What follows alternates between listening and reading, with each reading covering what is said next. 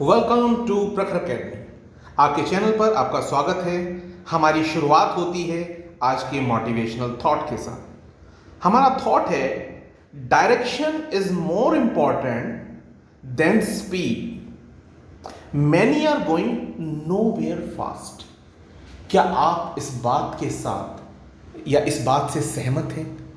देखिए, डायरेक्शन जो है वो बहुत ही इंपॉर्टेंट चीज होती है, क्योंकि किस दिशा में आप प्रयास कर रहे हैं ये इंपॉर्टेंट है। अगर आप भटकते रहेंगे, कभी आप नॉर्थ की साइड में वर्क कर रहे हैं, कभी साउथ की तरफ कोशिश कर रहे हैं, कभी ईस्टवर्ड कर रहे हैं, कभी आप वेस्ट कर रहे हैं, यानी आपका कोई लक्ष्य नहीं है।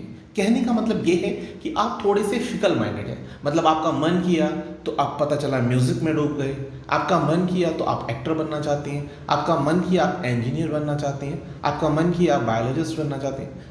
भाई साहब, पहले कुछ एक चीज़ बन जाइए।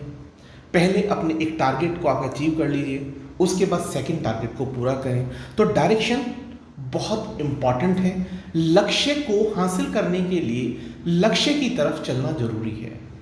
अगर आप उस लक्ष्य के अलावा बहुत सारे लक्ष्य रखते हैं, यानी एक से ज़्यादा लक्ष्य रखते हैं, तो ऐसा नहीं मैं कह रहा हूं कि आप नहीं कर सकते, लेकिन आप देखेंगे 1000 में से एक व्यक्ति मुश्किल से ऐसा होता है जो मास्टरमाइंड होता है, या कहिए कि जैसे वो कहते हैं ना कि एक मास्टर की जो सभी ताले खोल देती है।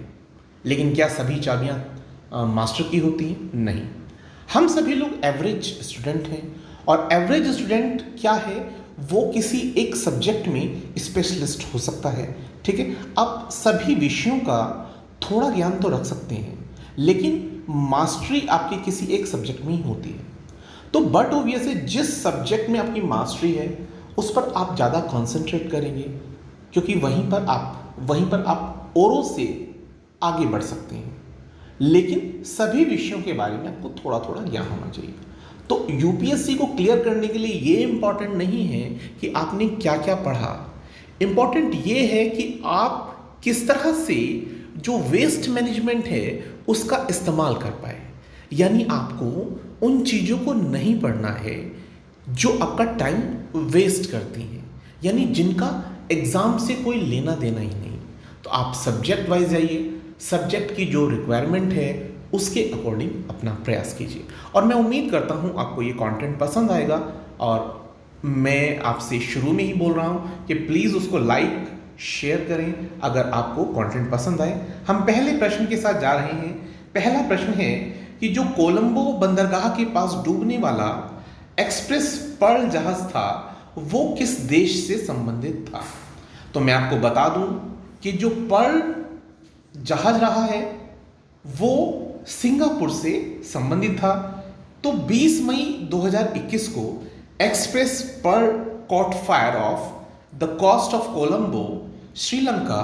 The vessel was engulfed in flames by 27th of May and declared a total loss.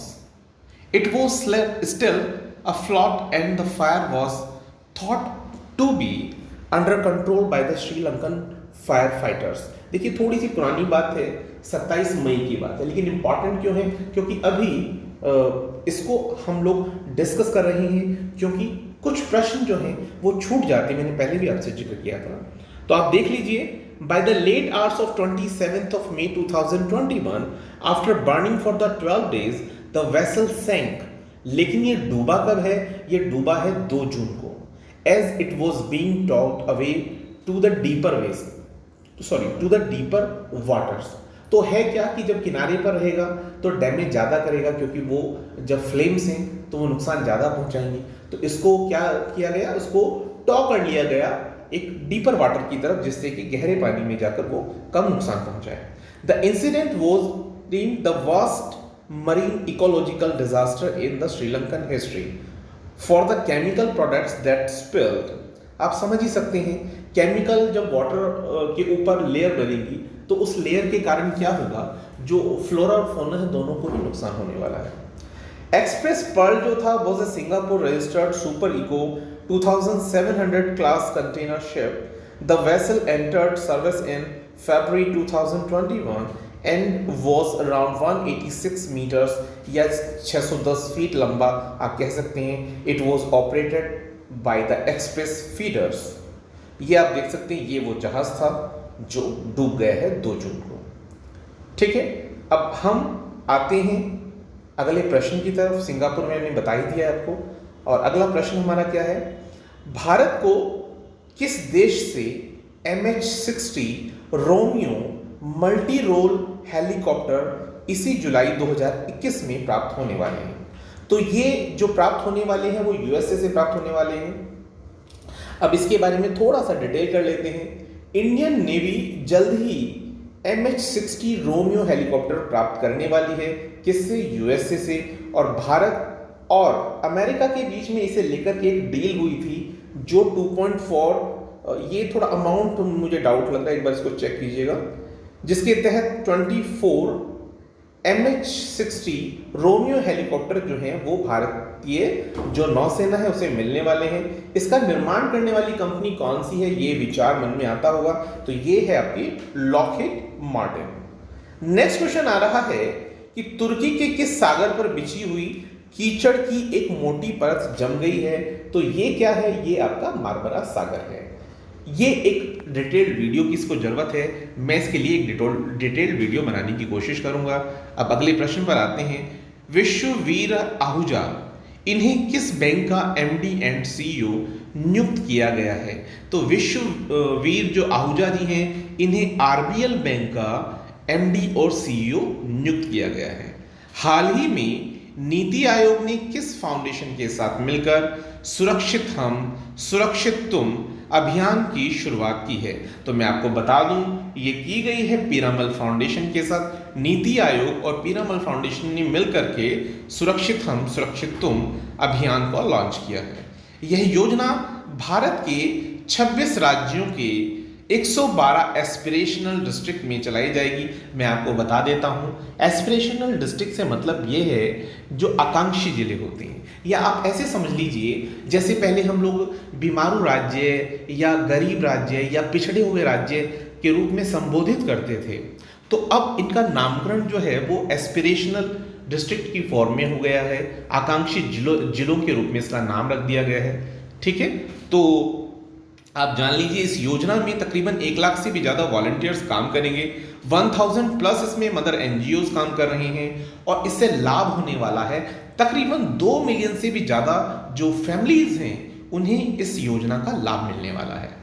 और इसे जो कंडक्ट करेंगे या इस योजना का संचालन जो करा पाएंगे वो डिस्ट्रिक्ट कलेक्ट्रेट या मजिस्ट्रेट जो हैं वो इसको चला पाएंगे।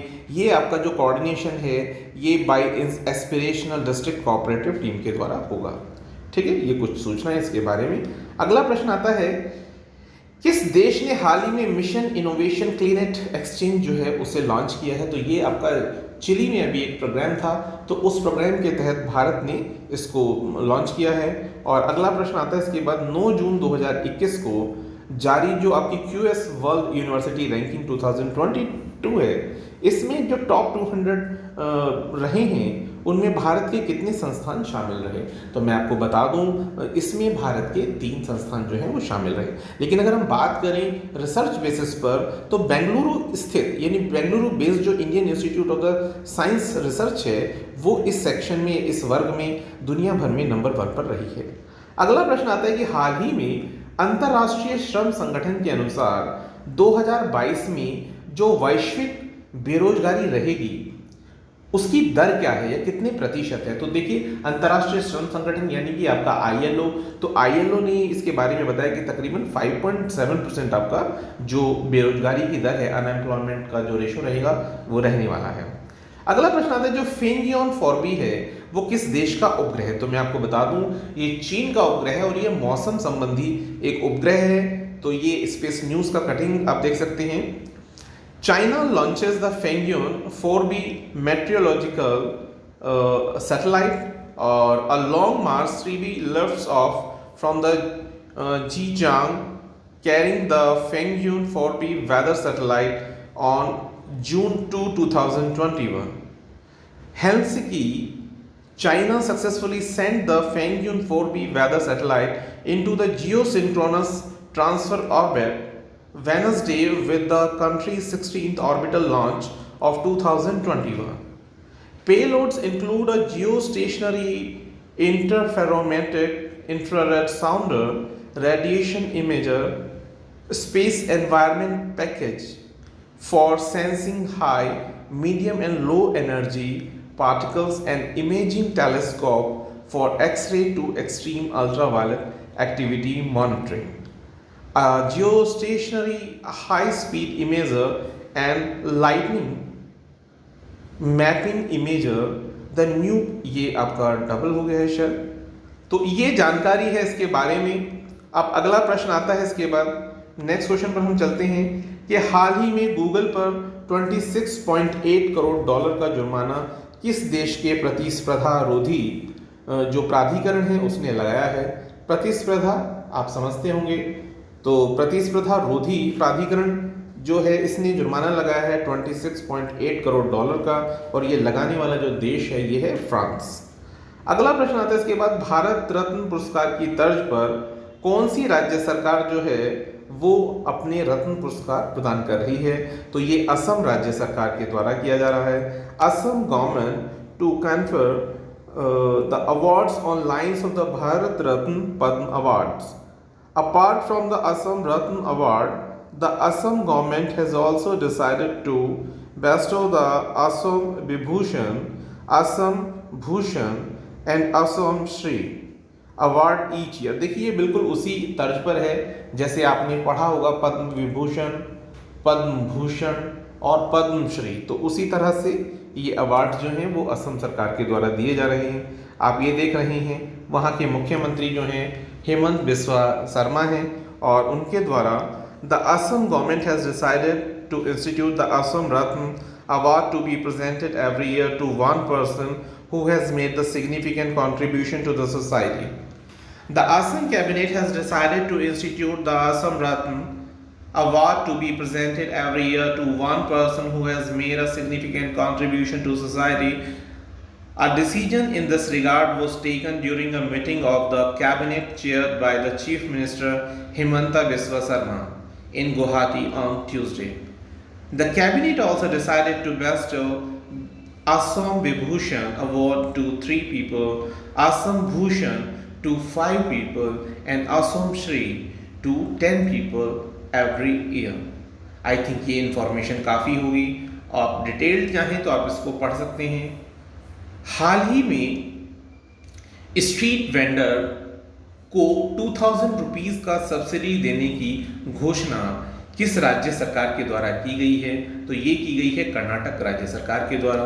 अगला प्रश्न है, नवनीत कौर राणा कौन है जो हाल ही में चर्चा में रही हैं। तो इसका उत्तर हो जाता है कि नवनीत कौर राणा अमरावती से निर्दलीय लोकसभा सांसद चुनी गई हैं 2019 के चुनावों में, और उन्होंने इस चुनाव में अपने प्रतिद्वंदी जो थे शिवसेना के आनंद राव अतुल को हराया था, और उन्हीं की एक कंप्लेन के कारण मुंबई हाई कोर्ट ने उस पर डिसीजन लेते हुए लोकसभा सदस्य जो नवनीत कौर राणा हैं उनके द्वारा अनुसूचित जाति प्रमाण पत्र जो फर्जी तौर पर लगा दिया गया था उसे रद्द करते हुए इनके खिलाफ दंड स्वरूप 2 लाख रुपए का एक जुर्माना भी लगाया है। ठीक है, तो इस कारण से ये चर्चा में है। अगला प्रश्न आता है, एनीमिया मुक्त भारत सूचकांक 2020-21 में कौन सा राज्य शीर्ष पर रहा।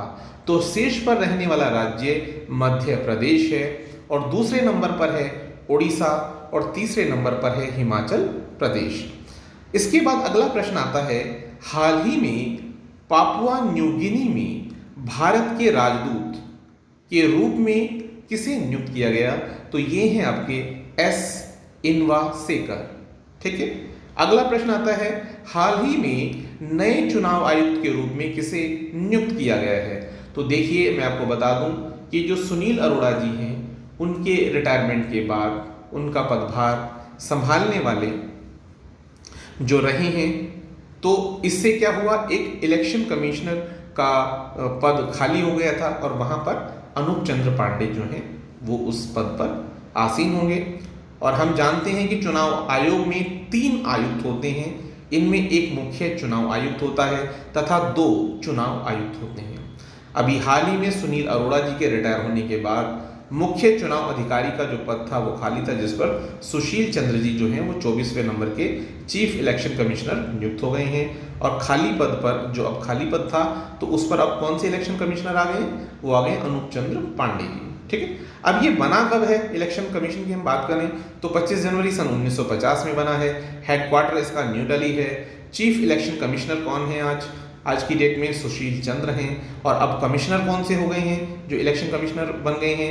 वो एक राजीव कुमार जी तो हैं ही और एक अनूप चंद्र पांडे जी। भारत परमाणु हथियार से हमला करने में सक्षम एकमात्र जो परमाणु पनडुब्बी उनके पास थी INS चक्र, वो किस देश को वापस कर दी गई है? तो ये कर दी गई है रशिया को वापस से मतलब यानी रशिया से ही हमने ली थी। भारत में यह पनडुब्बी INS चक्र रशिया से ही लीज पर ली गई थी। आई थिंक 2012 में ये ली गई थी और लीज समाप्त होने के बाद इसको क्या किया गया? इसको वापस कर दिया गया है रशिया को। हाल ही में तियानमेन स्क्वायर एक प्लेस है जहां द मेकिंग ऑफ प्रोटेस्ट नामक पुस्तक किसने लिखी? तो मैं आपको बता दूं, ये विजय गोखले जी ने लिखी है। विजय गोखले जो थे वो इस घटना के दौरान चाइना के अंदर हमारे राजदूत थे। और ये जो तियानमेन स्क्वायर है, यहाँ पर प्रोटेस्ट करने के दौरान एक गोलीकांड हुआ जिसके बारे में उन्होंने ये बुक लिखी है। तो ये है इसका उत्तर, विजय गोखले हो जाता है। अगला प्रश्न आ जाता है कि हाल ही में राहुल पंडिता जो हैं उन्होंने कौन सी पुस्तक लिखी है? तो उन्होंने लिखी है the lover boy of Bahawalpur. ठीक है, अगला प्रश्न आता है इसके बाद, हाल ही में महानिदेशक नौसेना संचालन के रूप में किसने पदभार संभाला है? तो ये संभाला है राजेश पेंधरकर जी ने। ठीक है, इसी के साथ आज के क्वेश्चन समाप्त होते हैं। आज समय थोड़ा सा कम था तो थोड़ा मैंने जल्दी बताने की कोशिश की, आप इसे अन्यथा ना लें और मुझे माफ़ करें इसके लिए। और उम्मीद करता हूँ आपको अगर सेशन पसंद आया तो please like, subscribe and share.